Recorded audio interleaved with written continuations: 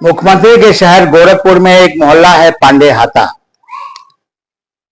मैं जिक्र करने जा रहा हूं पांडे हाता की, लेकिन माफ कीजिएगा, ये मुख्यमंत्री का मोहल्ला नहीं है, बल्कि पांडे और हाता मिलाकर बनाया गया राजनीतिक शब्द पांडे हाता है, जिसमें एक तरफ उत्तर प्रदेश विधानसभा के अध्यक्ष के विपक्ष के नेता माता प्रसाद पांडे हैं और दूसरी तरफ पूर्वांचल के दबंग ब्राह्मण लीडर पंडित हरिशंकर तिवारी के पारिवारिक आवास जिसे हाता कहा जाता है वो है।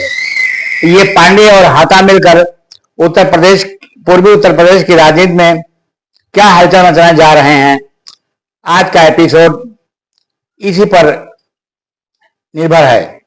आज हम इस बात की समीक्षा करेंगे कि मुख्यमंत्री के प्रभाव क्षेत्र यानी पूर्वी उत्तर प्रदेश में पांडे और हाता मिल करके क्या गोल खिला सकते हैं। नमस्कार दोस्तों, मैं हूं नजीर मलिक और आप देख रहे हैं कपिलवस्तु पोस्ट।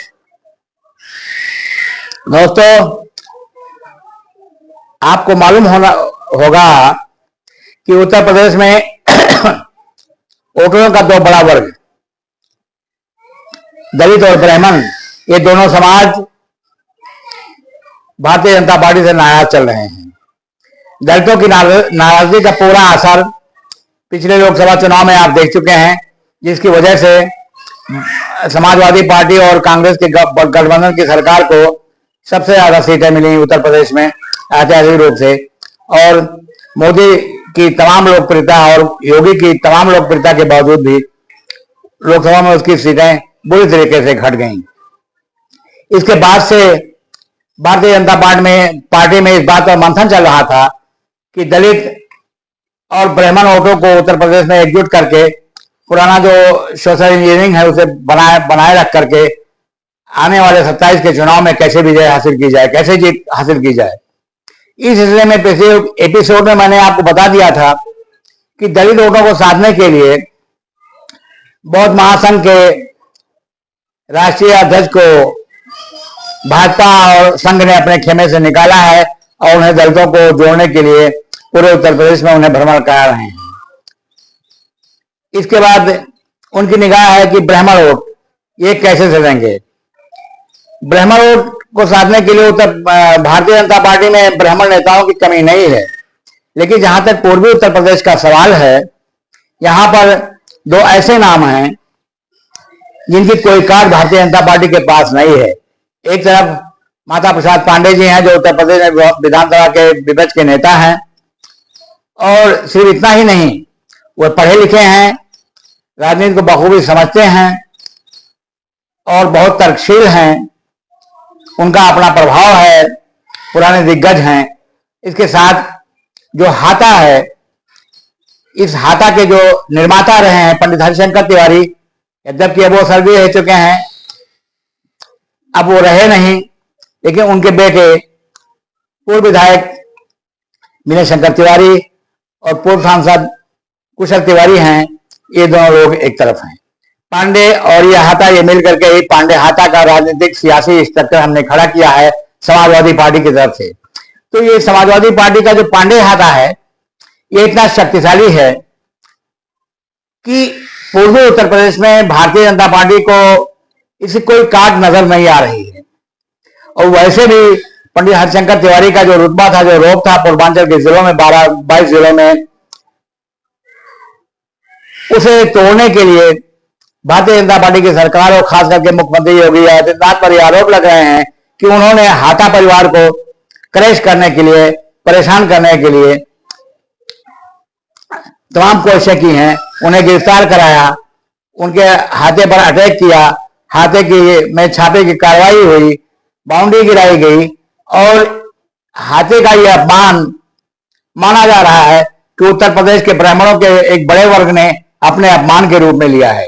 इसके अलावा जब चर्चा चलती है ग्रामीण क्षेत्रों में, तो ब्राह्मण समाज इस बात को भी उठाता है, बड़ी शिद्दत से उठाता है कि उत्तर प्रदेश में जितने ब्राह्मण मारे गए हैं इस सरकार के कार्यकाल में, उतना कभी ब्राह्मण मारे नहीं गए।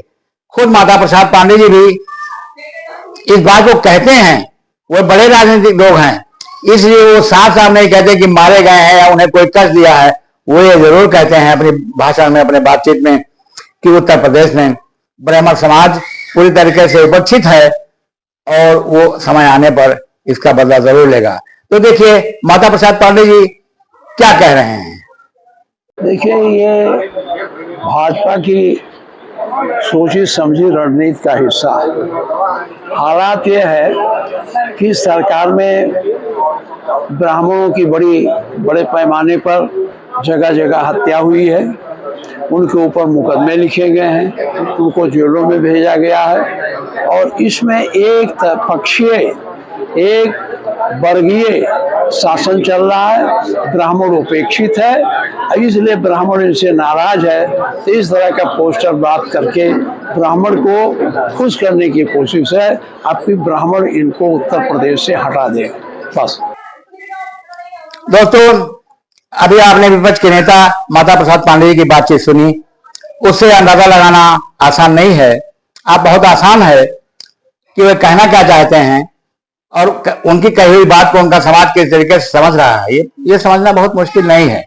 दूसरी तरफ मेरे शंकर तिवारी जैसे ही रिहा होकर के गोरखपुर पहुंचे, लखनऊ से गोरखपुर के रास्ते में जगह जगह पर उनका जिस तरीके से स्वागत हुआ, जिस तरीके से भव्य जो लोग सड़कों पर उतरे, उनके साथ हो लिए, जिस तरीके से उन्हें उनके विधानसभा क्षेत्र में भीड़ उमड़ रही है, जिस तरीके से वो उन्हें हाथों हाथ ब्राह्मण समाज ले रहा है, ये भी ये दर्शाता है कि अब इस समाज में भारतीय जनता पार्टी के प्रति जो रोष है वो बढ़ता जा रहा है।